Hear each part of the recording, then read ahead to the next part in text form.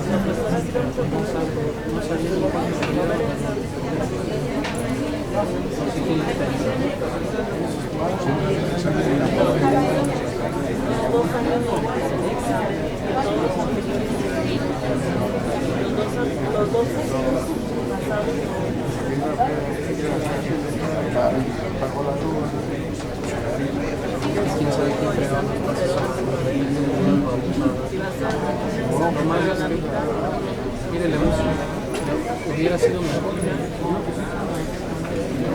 Mínimo tiene la idea de la niña. Yo creo que sí, acabamos de terminar la estamos cada semana que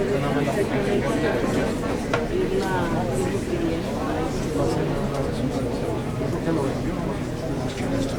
ya estaba yo.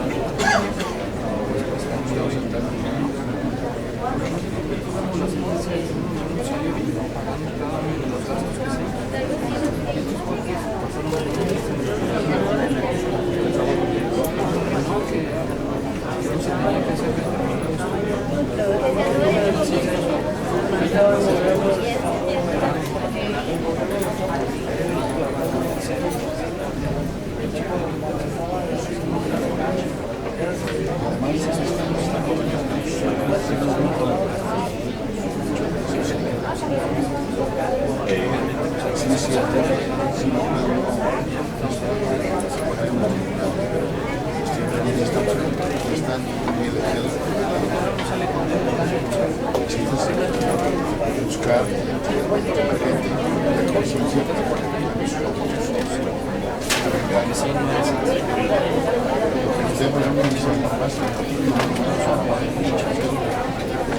un poco común que presenta un paro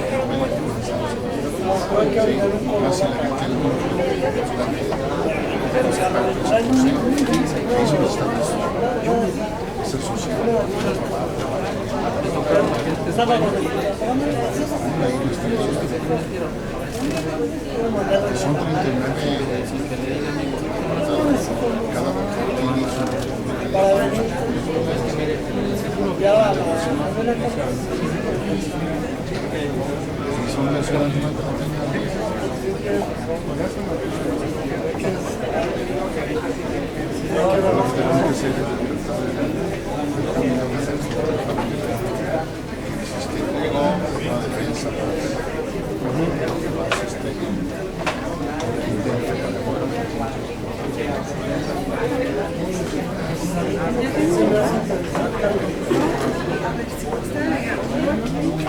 porque si no me van a mandar a la cosa.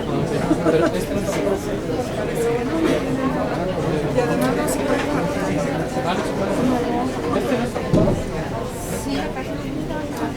Buenas tardes, bienvenidos. Ya llegó, vamos a iniciar. Somos muchísimos, qué bueno que vengan tantas personas, me da mucho gusto. Nada más que les pido que sus celulares antes de iniciar los pongan en modo de vibrar o apagarlos.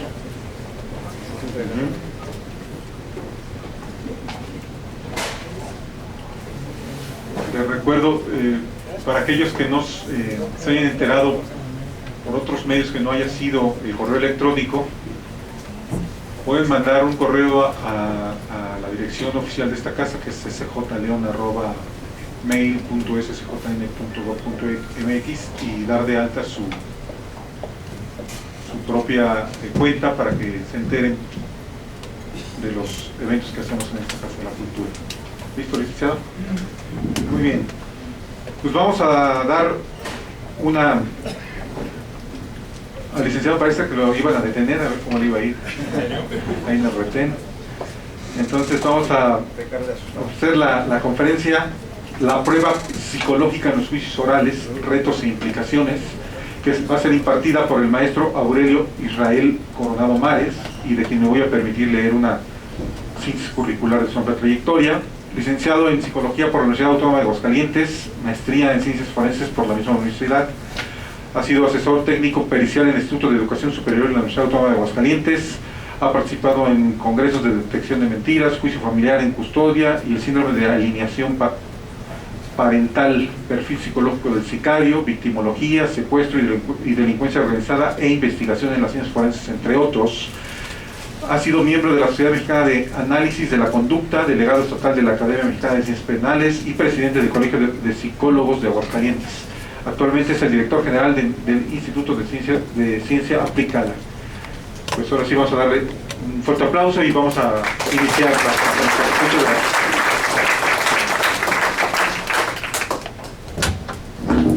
Sí, ahí está. Bueno, pues otras 200 disculpas, que nos tocó bloqueo ahí en la carretera que es de cuota y uno paga y así le das un poquito adelante y ahí lo están arreglando todo, pero te cobran igual, te cobran completa la cuota, eso sí. Pensé que deberían de decir, no, pues ahora te vamos a cobrar la mitad porque tenemos nada más solo un carril, no, pero no, sí te cobran completito. Otra disculpa. Bueno, la intención del día de hoy es platicar sobre todo en el sentido del ofrecimiento de la prueba pericial con respecto a los juicios orales, que hay algunas atenuantes que son las que voy a estar hablando. Cuando hablamos de juicios orales, no solamente estamos hablando de un cambio de procedimiento, ustedes bien lo saben, sino que también estamos hablando del cambio de algunos paradigmas, que aunque ya estaban realmente en el juicio tradicional, ahora como que se le dan algunos acentuación, y hay otros cambios que ya los iremos platicando, pero sobre todo algo que nos importa mucho desde el gremio de los psicólogos es que da la oportunidad de que la relación, digamos, entre los abogados y los psicólogos, pensamos se pueda hacer más transparente. Es decir, la relación, no sé, bueno, cuál sea la experiencia que tengan los abogados, bueno, que sean abogados, supongo que hay de diferentes disciplinas, pero la mayoría, por ser casa de la cultura jurídica, serán abogados. ¿Cuál es su experiencia de la prueba pericial en psicología?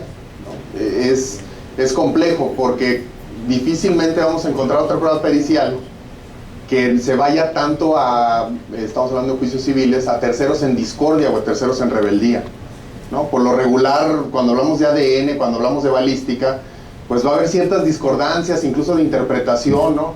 Pero la de psicología pareciera que es una tradición, ¿no? O sea, llega un psicólogo, ve algo, va otro psicólogo y ve lo contrario. O sea, ni siquiera es como que vea más o menos, o no lo puedo determinar, sino que ve lo contrario y luego llamamos a un tercero para que nos dé claridad y pues a veces no la da, ¿no? Eso no quiere decir que haga el desempate, se supone que el espíritu es tener como más puntos de comparación. Ahora, cuando hablamos de los juicios orales, estamos hablando obviamente en el sistema penal.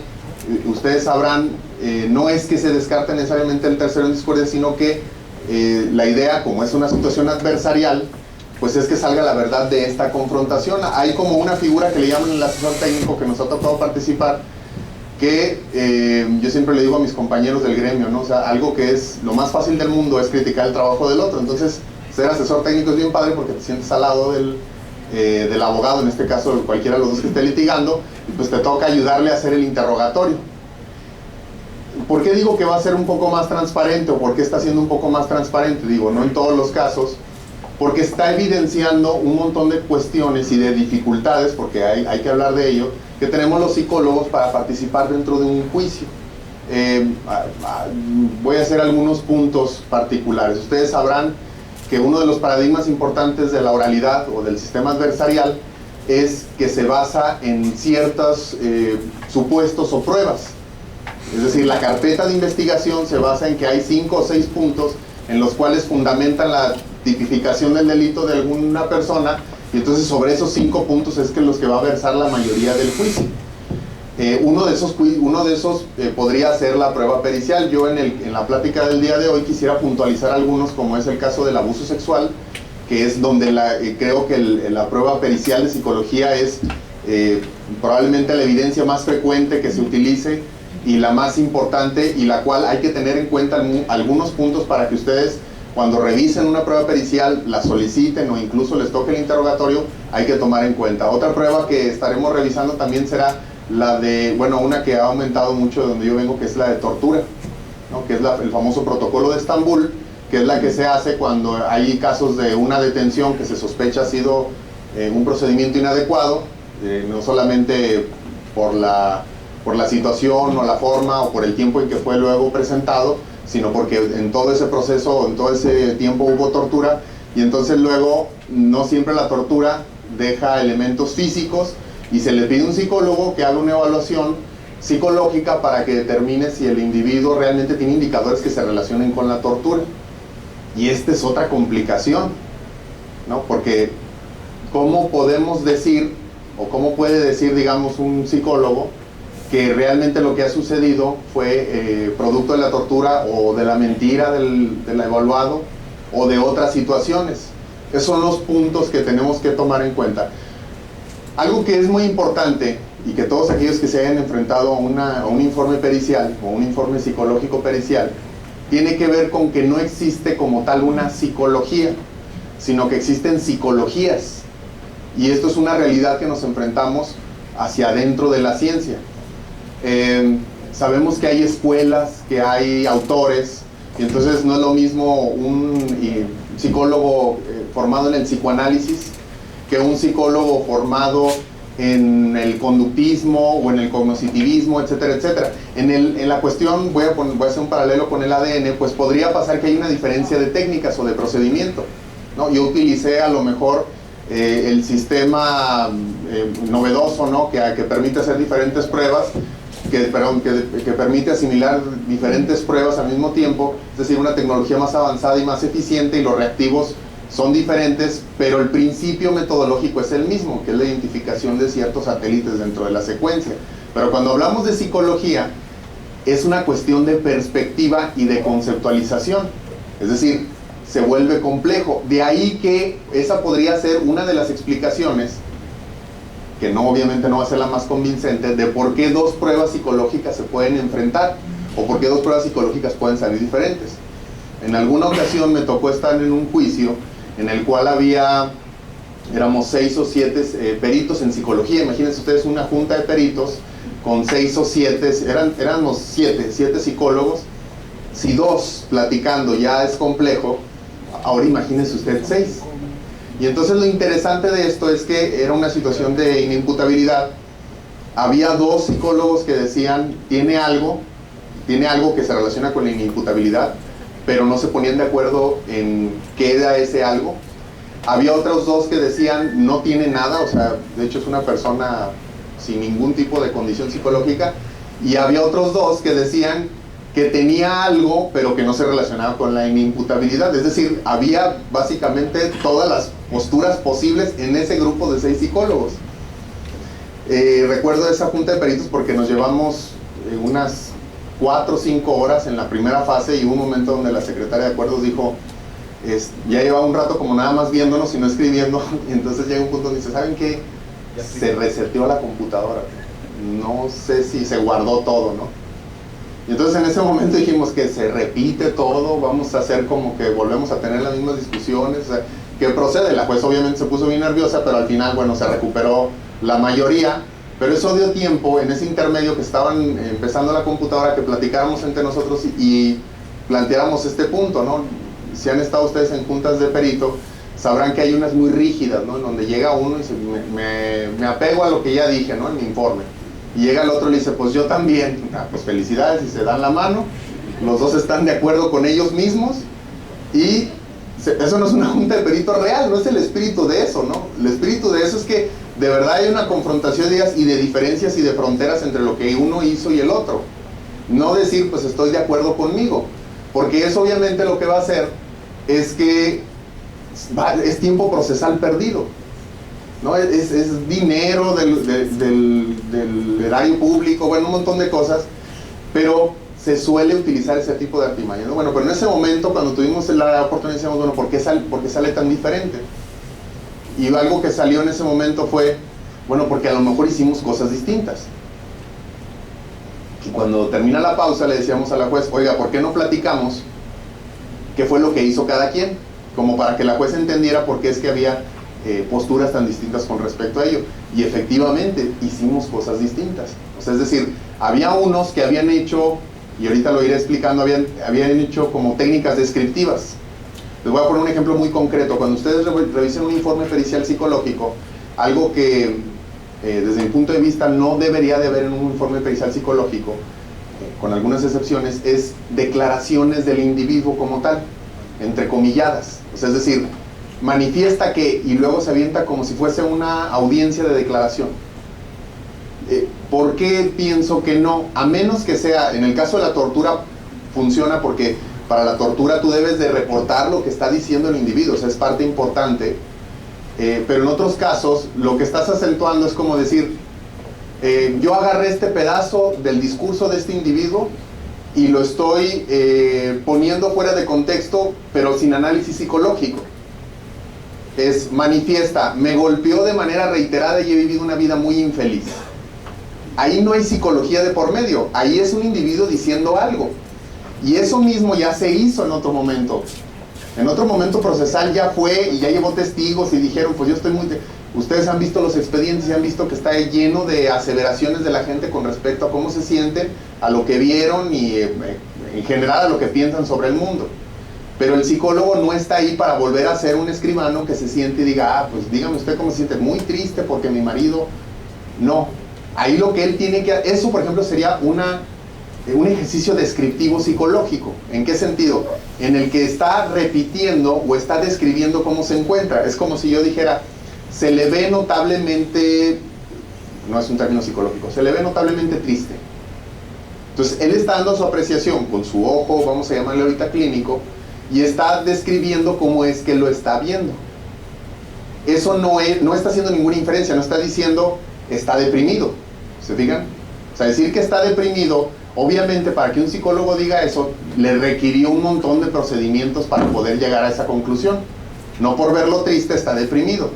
¿Qué otro tipo de información necesitaría? Bueno, necesitaría algo sobre el historial de él, o algunas características, por ejemplo, de su pensamiento que se relacionan con la depresión.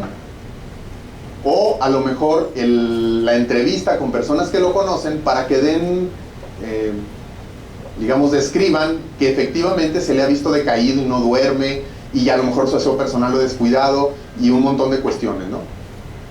Es decir, para que yo pueda llegar a la inferencia de está deprimido o padece un cuadro depresivo, no lo puedo hacer basándome en verlo. ¿Por qué? En un primer encuentro se van a establecer las hipótesis. Así funciona la ciencia en general. La psicología, como pretendemos ser ciencia, vamos a hacer lo mismo. Nos vamos a sentar con él y vamos a establecer hipótesis. A lo mejor yo voy a decir, un ejemplo clásico es la inteligencia. Yo voy a sentarme y voy a decir, híjole, me parece que esta persona es muy inteligente, o me parece que es poco inteligente. Si yo tuviera estas dos vertientes, es entonces que yo haría alguna prueba para comprobarlo, corroborarlo. Si yo pienso que está a la mitad, la verdad es que no tiene sentido aplicar ninguna prueba, porque aplicar pruebas por aplicar pruebas no está corroborando ni descartando ninguna hipótesis. Estás haciendo tú un ejercicio de aplicar pruebas, y eso también tenemos que revisarlo en un informe pericial. Las pruebas que se aplicaron tienen sentido con el objeto o con el problema, o en este caso con el cuestionario o con los objetivos que se pusieron. Si sí lo tienen, bueno, pues entonces se aplicaron pruebas correspondientes a, porque si no podemos caer en lo que hemos llamado, o lo que se les llama, las baterías. ¿Qué es una batería? Es una serie de pruebas. Las baterías están en desuso en psicología cuando no se refieren a lo mejor a una investigación. Cuando en la psicología se hacen investigaciones y queremos saber algo sobre una población, aplicamos una serie de pruebas. Pero cuando estamos hablando de una prueba pericial, pues lo que estamos investigando es un fenómeno particular. Incluso piénselo, ¿no? Cuando se hacen los interrogatorios, luego de pronto hay algunos litigantes que utilizan preguntas como que diga el perito si un niño pudiera mentir, ¿no? Así como un niño hipotético que pudiese mentir en un momento porque se le presione, ¿no? ¿Qué es lo que debería suceder? Bueno, deberíamos que justificar la pregunta, pero la mayoría de las veces tendríamos que regresarnos a decir que hablemos del caso en particular. Si este niño, bajo estas condiciones de evaluación que usted llevó a cabo, vio algún indicador que se relacione con la mentira. Porque a veces me han preguntado, ¿podría ser que una persona que haya sido torturada sufra de depresión?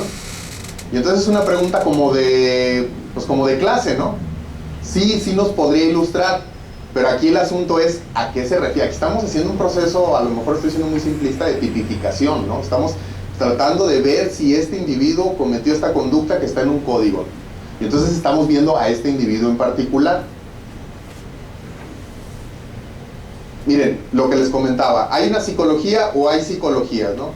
Lo que estoy hablando ahorita es, miren, hay un estudio que se hizo de hecho en Puebla, en donde se revisaron varios peritajes.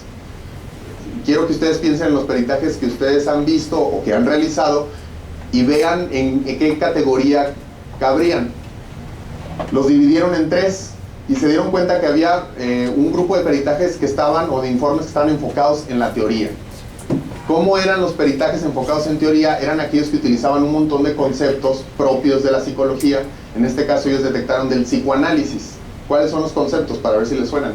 Uno sería el concepto de la fuerza del yo, a veces utilizan, o la psicodinámica de la personalidad, o obviamente cuando se habla cuando se utiliza el inconsciente. Es decir, la mayoría del informe psicológico está construido a partir de conceptos teóricos, no necesariamente a partir de los procedimientos que se llevaron a cabo, ni de cómo ese procedimiento se relaciona con un resultado, sino de la apreciación que tiene él a partir de su teoría de qué fue lo que sucedió. Un ejemplo de algo que no sería psicoanálisis sería decir, el niño está repitiendo el trauma vivido a partir de los berrinches que está haciendo en la clase. Eso es más o menos teórico, aunque está haciendo una descripción, no está haciendo una inferencia entre los berrinches y un supuesto abuso. Y hay que tener mucho cuidado, y eso es algo que es un error que podemos cometer mucho los psicólogos. Damos por hecho el hecho que se está investigando, ¿no? A partir del abuso decimos, y se supone que es lo que estamos investigando. No deberíamos de hacer esa inferencia, deberíamos establecer a lo mejor un momento temporal, o no hablar de causalidad, y aquí hay que tener mucho cuidado. La palabra incluso causa, la causa de eso va a ser muy difícil que en una evaluación psicológica nosotros lleguemos a eso, porque las causas solamente se pueden, digamos, dilucidar en términos de la ciencia clásica a partir de la manipulación de las variables. Cuando, por ejemplo, yo digo, es que el niño llora mucho porque le tiene miedo a la oscuridad. Porque a lo mejor él me lo platicó, pero yo nada más dije, bueno, que hay una relación entre que el niño se mete ahí al lugar y de que llora, ¿no? Por lo menos él lo dice. Pero yo tendría que darle terapia al niño, o sea, a lo mejor alejarlo de la oscuridad para ver si de verdad se le quita el llanto. O por ejemplo, si yo digo que alguien se come las uñas y digo que es porque no controla su ansiedad, si yo le doy tratamiento terapéutico para la ansiedad y ya no se come las uñas, entonces yo al final puedo decir, es que la ansiedad sí causaba que se mordiera las uñas. Pero si no, yo estoy diciendo que está relacionado, no que lo causa. Porque otra vez, para que yo tenga certeza de las causas, tengo que tener cierta manipulación de las variables. Y en una evaluación pericial, casi nunca vamos a tener control de las variables, sino que vamos a hacer las cosas cuando ya sucedieron. El segundo tipo era enfocada en instrumentos, que era básicamente los que aplicaban baterías. Esta veían que la aplicaban mucho los recién egresados, los psicólogos que estaban recién egresados y se animaban a entrar al mundo de los periciales, aplicaban las baterías. Yo me acuerdo mucho de un peritaje en donde al final había una pregunta donde decían, ¿y las niñas cuál es la situación de identificación con el padre? Algo así. Entonces la psicóloga respondía, esto no lo sé porque la prueba que apliqué no me dice eso. O sea, fue honesta, ¿no? Pero el asunto es, pues es que yo me sé aplicar esa prueba, ¿no? Y como yo me sé aplicar esa prueba, pues ojalá me dé lo que el juez me está pidiendo. O porque son las pruebas que tengo en existencia, que esa es otra. O sea, yo tengo esas pruebas en mi institución, son las que me trajeron y pues son las que utilizo constantemente. Entonces, esta era la más frecuente. La menos frecuente era esta última, enfocadas en el problema. ¿Cómo es una evaluación enfocada en el problema? Lo puede ver usted en su estructura, incluso en su informe. Está estableciendo a partir de las preguntas que está haciendo o del objetivo que se está poniendo dentro del juicio, que determine si el niño presenta algún indicador de abuso sexual, indicador psicológico de abuso sexual, por decir algo. Convirtió el indicador de abuso sexual en un planteamiento del problema, como si fuera una investigación. Y dijo, bueno, ¿qué voy a entender por indicador? Incluso usted puede ver, como en un informe de investigación, una especie de glosario de temas o de conceptos relacionados con. Porque hay un montón de términos que no hay una correspondencia en la teoría psicológica.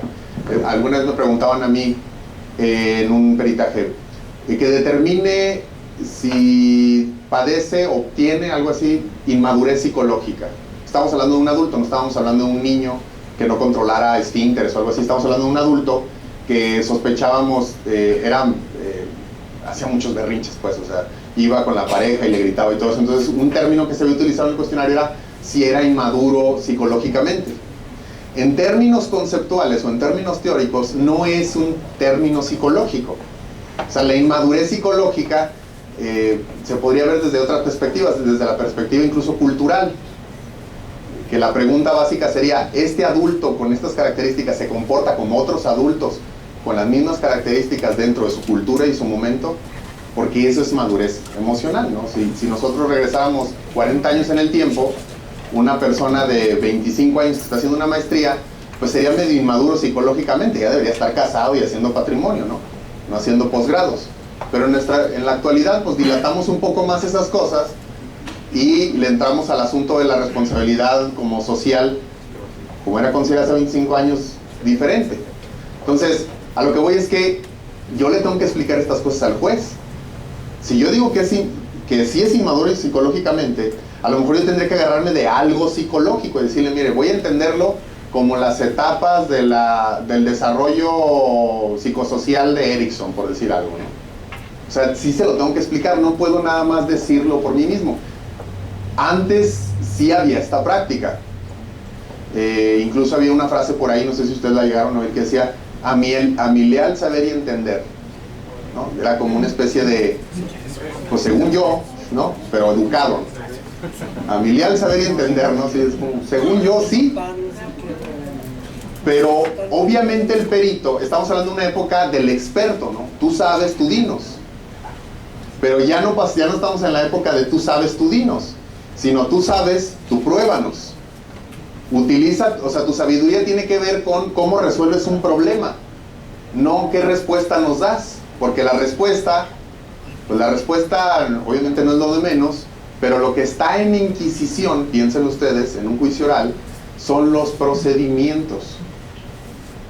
¿Cuál es el talón de Aquiles de todos los, bueno, que ahora que estamos entrándole a esto, los procedimientos, no los resultados? ¿Se acuerdan ustedes del famoso caso, bueno, algunos sí, seguramente otros no, del famoso caso de O.J. Simpson? O.J. Simpson era una estrella de fútbol americano y de cine que supuestamente, sí la mató a su esposa, ¿no? Supuestamente, ¿no? Aquel tiempo, estamos hablando del 94, mató a su esposa y se hizo todo un juicio, y fueron de los primeros juicios en donde mediáticamente se empezó a utilizar el ADN.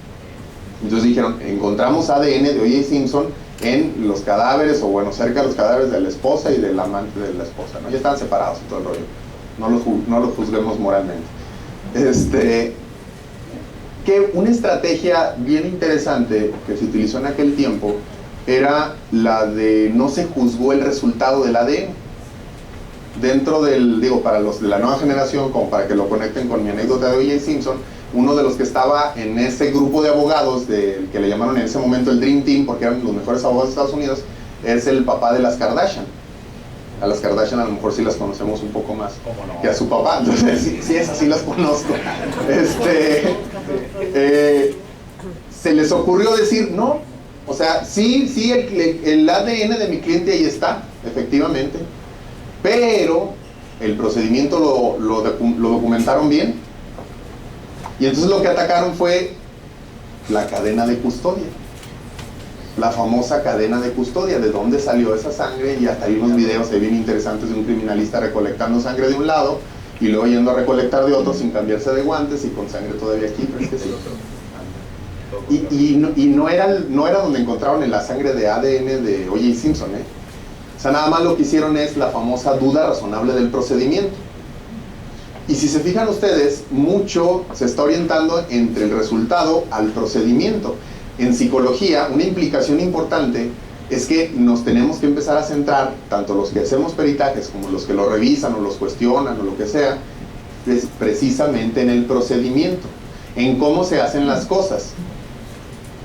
Ahorita les voy a dar algunos ejemplos en algunos peritajes particulares, cómo observar los procedimientos. Cuando hablamos pues de la prueba psicológica, para poder ser considerada una prueba, necesita tener la característica esta que les comentaba de la hipótesis. Necesita en algún momento haberse planteado la hipótesis. Hablando, por ejemplo, en el caso del abuso sexual, el psicólogo debería estar preparado para diferentes hipótesis. O sea, por ejemplo, que un niño dice, a mí me tocó un adulto. Una hipótesis sería, el niño está diciendo la verdad y fue algo que sucedió, ¿no? O sea, cuando está diciendo la verdad porque fue algo que sucedió y el niño lo recuerda bien. ¿Qué otra hipótesis se les ocurre?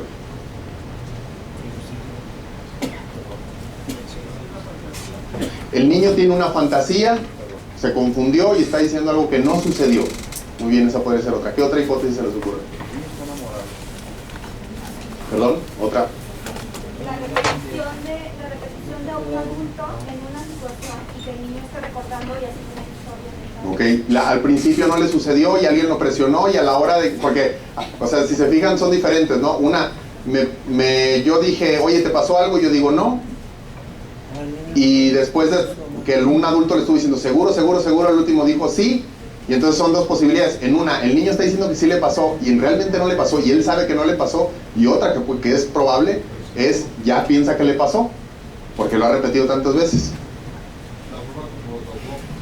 ¿Ok? Ándale, esa podría ser otra. Que la naturaleza del hecho realmente no constituye un delito, pero que el niño distorsionó la realidad o lo que sea. Y obviamente hay unas hipótesis cuando tú lo relacionas con las investigaciones que son más probables que otras. En términos generales podríamos decir que un niño, si dice que fue abusado sexualmente, casi siempre será algo que le sucedió, pero siempre va a haber un rango de probabilidad de que no. Y recuerden que lo que estamos juzgando es ese caso en particular, y nos podría estar tocando el caso en particular en el que no. Ándale, que el niño sabe que está mintiendo y que sabe que la intención del otro, o sea, no es presionarlo, sino que lo puede estar induciendo. O sea, si se fijan, sacamos como 6 o 7 hipótesis. La evaluación psicológica se tendría que basar en que los procedimientos están diseñados para discriminar entre una y otra, no nada más para probar una. Porque entonces eso no sería un procedimiento científico, no sería una prueba. La prueba se basa en un montón de posibilidades. Otra característica importante que debe tener una prueba pericial es la evidencia empírica de las afirmaciones. La evidencia empírica se refiere a, en el estado actual de conocimiento que tiene la psicología, ¿qué sabemos con respecto a eso que el psicólogo está diciendo? Voy a dar un ejemplo. A lo mejor hay un psicólogo que dice que el niño tiene los indicadores de abuso sexual, por ejemplo, ¿no? O sea, tiene el síndrome del niño abusado sexualmente, por decir algo. Pero luego, revisamos el estado actual de conocimiento con respecto a eso, y lo que nos dice el estado actual es, no existe tal cosa. Es decir, no sabemos discriminar de manera fidedigna por los síntomas psicológicos, aclaro, por los síntomas psicológicos entre si son resultado del proceso, dependiendo de dónde lo vayan a evaluar, de otro tipo de maltrato, porque esa es una gran dificultad a la que se enfrenta el psicólogo. Cuando hay abuso sexual o sospecha de abuso sexual, por lo regular el niño tiene un historial de otros tipos de maltrato, de negligencia, de violencia física, etcétera, etcétera, y los resultados o los síntomas suelen ser los mismos. Y tercero y muy importante, las investigaciones nos dicen que no todos los niños que sufren abuso sexual van a tener sintomatología asociada. Es decir, un niño puede sufrir abuso sexual y no presentar una sintomatología que el psicólogo pueda percibir, o, siendo más exactos, que no existe, incluso si el psicólogo la percibe o no, porque esa sería otra. Que no las tenga, pero que el psicólogo diga, pues es que como fue abusado y él no conoce esto, seguramente tiene síntomas, y entonces los empieza a buscar o a inventar.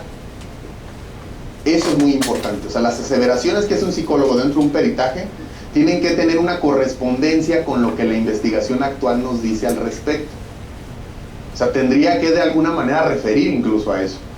Cuando hablamos de apego, cuando hablamos de, por ejemplo, memoria, ¿no?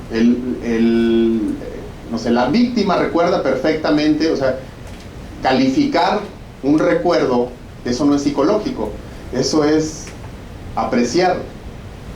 Creo que eso es lo que más nos cuesta trabajo a los psicólogos cuando recién entramos al proceso, como darnos cuenta cuál es el espíritu de esto.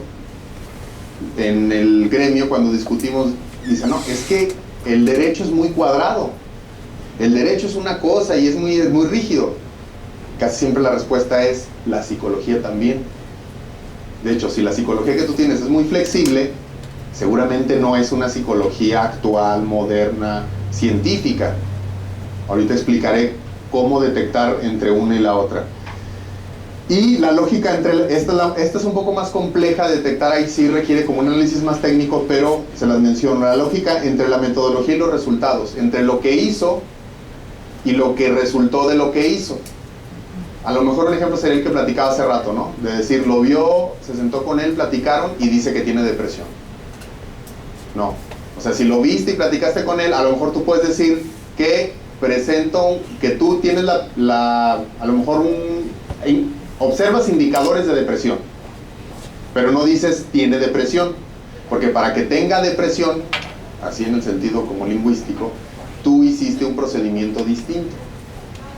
De entrada, el asunto de la hipótesis, ¿no? Para que hagamos una evaluación, necesitaríamos verlo en un primer momento, hacer una hipótesis, y luego otros momentos en donde se corroboren o se descarten esas hipótesis. Y hasta los momentos o los tiempos en los que se ven.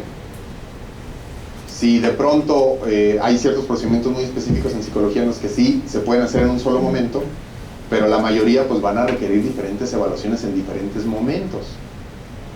Una apreciación del psicólogo como es que en el juicio el niño se veía muy nervioso cuando estaba declarando, es básicamente nada decir eso. Porque un niño puede estar nervioso, ¿por qué? ¿Por qué puede haber un niño nervioso en un juzgado? Porque nunca estaba en un juzgado, porque está echando mentiras, porque alguien lo presionó, porque no sabe si le van a creer. O sea, hay un montón de hipótesis de por qué un niño podría estar nervioso. La respuesta que el psicólogo que tendría que hacer es conocer al niño, conocer el contexto, haberlo observado y haber hecho pruebas para poder corroborar eso después. Es decir, estoy tratando de diferenciar entre, otra vez, lo que se hizo y su impresión. Siempre deberían estar muy juntitas, lo que se hizo y el resultado, siempre. Porque si no, entonces no se está haciendo un procedimiento científico. Y esta que habla sobre la formación, sobre los psicólogos. En los años, cuando la psicología forense tuvo su boom en los años 80, en Estados Unidos y un poco en Europa, se hablaba de que el psicólogo forense debía ser un psicólogo clínico. Explico rápido qué es un psicólogo clínico para los que no son psicólogos. Es aquel que trabaja en el ámbito terapéutico, pues, ¿no? El que da terapia, como el psicólogo clásico que da consulta, que tiene las capacidades, las herramientas y los entendimientos para poder diagnosticar a un individuo y darle el tratamiento psicológico adecuado. Decían, no, pues es que casi que por naturaleza un psicólogo forense debería estar formado en clínica. Ahora, estoy hablando del 2000 para acá, ya a partir de varias investigaciones en donde se han visto la comparación entre los peritajes y las inferencias que se pueden hacer, dicen no, es que de hecho no debe de ser un clínico, o que sea un clínico pero que esté formado como forense. ¿Por qué? Porque las herramientas clínicas se basan en paradigmas que la forense no comparte. Específicamente la idea incluso el objeto de la relación. El psicólogo clínico pues se basa en el sentido de que se va a sentar una persona enfrente de él a decirle lo que siente, a platicarle pues sus síntomas para que le pueda ayudar, pero la naturaleza de esa relación es vengo a que me ayude. La naturaleza en el ámbito forense casi nunca es así. La naturaleza en el ámbito de lo forense tiene que ver con algo que se está juzgando, en donde personas están perdiendo mucho o ganando mucho o lo que sea. Y entonces no siempre te van a decir lo que sienten, o a veces te van a decir cosas que no sienten. Otra importante es las herramientas que están hechas en el ámbito terapéutico no están diseñadas para el ámbito forense. Un caso sería a lo mejor los inventarios de depresión o de ansiedad. Vamos a suponer que yo soy una víctima tuve un accidente en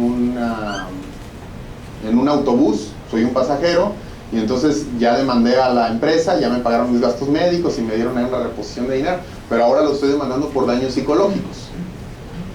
Y entonces llega el psicólogo y me aplica una prueba de depresión o de ansiedad, lo que ustedes quieran. Ustedes se darán cuenta que cuando empieza así el inventario dirá, ¿usted se siente triste hoy? No, pues sí, mucho, poquito, nada, ¿no? ¿Usted se sintió triste ayer? No, pues mucho, poquito, nada. Y para la cuarta pregunta te das cuenta de cuál es la idea de la prueba. Y que si yo quiero salir triste, pues ya sé cómo contestarlo. Porque está hecho para la clínica, está hecho para gente que sufre y que está tratando de hacer una comparación de cómo estaban ellos antes y después, etc. No para gente que está en un juicio, que tiene intenciones a lo mejor distintas a las que tendría una persona en una cuestión clínica. Entonces se requieren pruebas, ya están empezando a salir, o sea, ya existen algunas, pero eso tampoco nos dice que ya estemos totalmente cubiertos psicométricamente, porque esa es otra. Luego se le da mucha importancia a la prueba psicométrica, ¿sí, no? ¿Y qué pruebas aplicó? Bueno, pues la prueba psicométrica tiene tiene las mismas dificultades que el procedimiento en sí, pero bueno, creo que con estos ejemplos queda más o menos claro. O sea, la intención es y bueno, una precisión. No sé si sucede aquí en León, pero en Aguascalientes sucede de que hay psicólogos que están formados en psicoterapia, no en psicología. Nos sucede particularmente con un par de universidades, es decir, los preparan para ser terapeutas. La psicología es como la serie de conocimientos que tienen que ver con el comportamiento o la interacción del individuo con el pensamiento, con sus sentimientos y con un montón de cosas, ¿no? Y otra cosa es lo que hacen un grupo de psicólogos para ayudar a personas que tienen ciertas condiciones o problemas. Esto es una, si se fijan, psicología aplicada para para un objeto en particular. Esto otro es la ciencia en sí, que se puede utilizar, por ejemplo, para construir el software de un celular, como para investigar el comportamiento más de los niños autistas, como para un montón de cosas. Esta es para ayudar a personas. A veces la educación se centra en esto. Y entonces a lo mejor llega una persona que es experta en tratar familias, que sí va a tener conocimientos, pero que no necesariamente su teoría o su conceptualización va a sustentar una prueba forense, porque esta es una prueba, no se nos olvide, científica. Y a lo mejor sí sirve para terapia porque le ayuda a la familia, pero no sirve para contestarle una pregunta al juez con respecto a si, pensemos, la cuestión de violencia familiar, ¿no? Hay un poder constante, una dinámica, etcétera, etcétera. Pues sí, porque me lo dijo la víctima. No, ya, o sea, no es lo mismo terapéuticamente que a nivel forense. Vamos a ver unos ejemplos particulares que quisiera que los revisaran para que vieran algunos puntos y que quede, que lo utilicemos pues como ejemplo de esto que acabamos de establecer. La tortura. ¿Qué pasa en una situación de detención? Estamos hablando de una cuestión penal, alguien lo detienen por cuestiones pues casi siempre cuando hay estos casos, a lo mejor delitos contra la salud, ¿no? Lo agarran, lo detienen y aquí no sé cómo es, pero allá de pronto nos ha sucedido que los llevan a bodegas, les ponen choques eléctricos en los testículos, les hacen bucitos, les llevan fotos de su familia, etcétera, etcétera, ¿no? ¿Qué implicaciones tiene dentro de un proceso legal que suceda eso? O sea, para ustedes como litigantes, a la hora de enfrentarse al problema, su cliente les dice, pues me hicieron eso. ¿Para qué es relevante esa información? Pues? ¿Perdón? La invalidez. Podríamos llegar hasta el punto de la invalidez, ese sería un recurso, o podríamos de pronto, de menos de la violación de sus derechos humanos, y a lo mejor si se relaciona así, dígame. Sí, presentar una denuncia por la violación a los tratados de Estambul por la tortura de que está siendo objeto, tanto la tortura física como la tortura psicológica, mostrarle las fotografías del daño que le pudieran lo que está pasando es presentar una denuncia penal en relación a la violación a los tratados de Estambul por la tortura de que está siendo objeto, tanto la tortura física como la tortura psicológica, al mostrarle las fotografías de la familia y la revelación que está haciendo al tener esas fotografías mentalmente del daño que le pueden estar haciendo o de la privación ilegal de la libertad que pudieran tener en ese momento a la familia. ¿Para qué? Para que él confiese, para que él manifieste de manera legal, obtener una confesión ilícita, ¿sí? Que sería una prueba ilícita agregada al proceso. Esto pudiera terminar con una denuncia penal también del inculpado. Como de vuelta, ¿no? Exactamente. Sí, sí.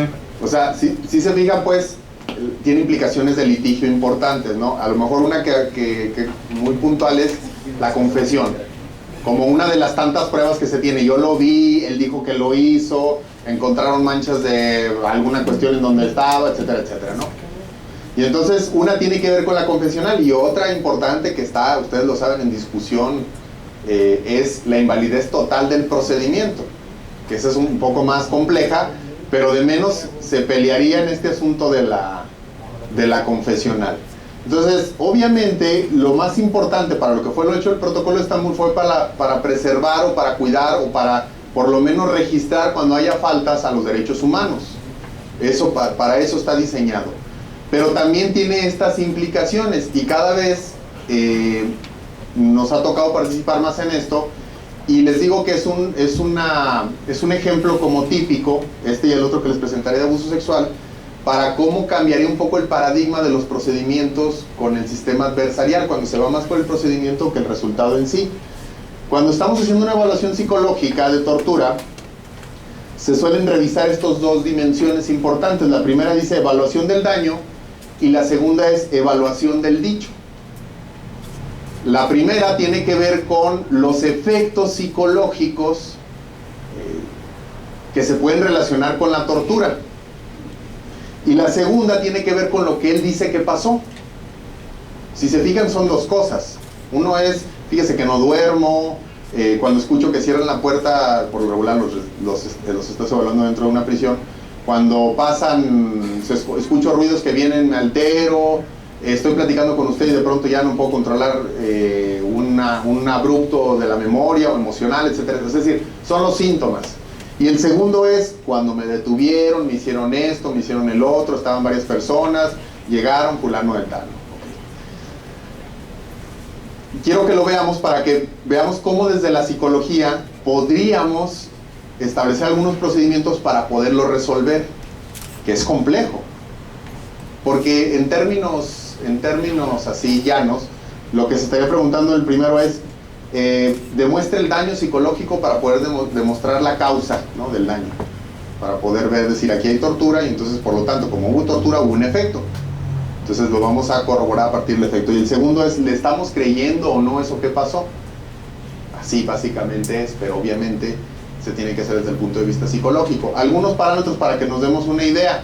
Primero, cuando estamos evaluando ustedes como abogados o ustedes como psicólogos cuando lo están haciendo es, ¿qué tendrían que revisar? Bueno, que el psicólogo o que tú como psicólogo estableciste bien una línea base. Es decir, que eres capaz de decir que la persona como está es producto de ese momento en particular y no de otras cuestiones o de situaciones que sucedieron anteriores a la supuesta detención, a la supuesta tortura relacionada con la detención. O sea, ¿qué tal que tiene una psicopatología o tiene un estrés postraumático de otra cosa? Y entonces sí, efectivamente tú llegaste y dices, es que este señor tiene estrés postraumático, pero ¿cómo lo está relacionando con el hecho que se está investigando? Aquí obviamente tendría que tener información del comportamiento consistente antes de que se diera el momento de la supuesta tortura. La discriminación de síntomas es, el otro día me hizo una muy buena pregunta un abogado en un juicio, me decía que